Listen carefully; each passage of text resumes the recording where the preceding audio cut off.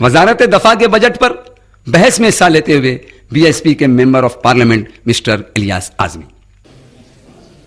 मैं न तो बजट का अंधा सपोर्ट करने के लिए खड़ा हुआ हूं और न आंख बंद करके उसका विरोध करने के लिए।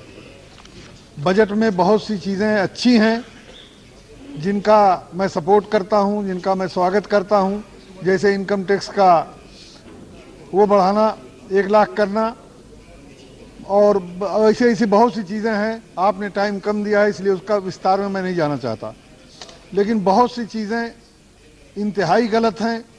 जैसे वेट को, जैसे मालूम होता है कि कुरान और बाइबिल और गीता का दर्जा दे दिया गया है, जिद पकड़ ली गई है कि वेट को हम लागू करके ही छोड़ेंगे।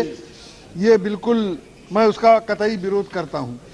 दूसरी चीज़ ये है कि अध्यक्ष महोदय, राष्ट्रपति के अभिभाषण से लेकर वित्त मंत्री के भाषण तक कहीं एक शब्द भी देश में फैले करप्शन और भ्रष्टाचार, 50% पैसा भ्रष्टाचार में जा रहा है, उसको रोकने के लिए कहीं एक शब्द नहीं है।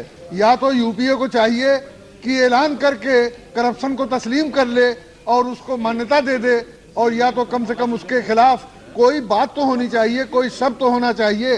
बजट भी ये बताता है कि जिन मदों का पैसा बहुत जमाने से टोटल का टोटल खा लिया जाता है, जैसे राष्ट्रीय साक्षरता मिशन, मैं दावे के साथ कह सकता हूं कि 5% से ज्यादा वो उस काम में नहीं आता। अरबों रुपया खर्च करने के बाद पूरे देश में 10 आदमी तलाश नहीं किए जा सकते बालिग जो राष्ट्रीय साक्षरता मिशन के जरिए आए हों, लेकिन उसका पैसा हर साल, जैसे गीता का श्लोक है कि उसमें कोई तब्दीली नहीं हो सकती, देते चले जा रहे हैं।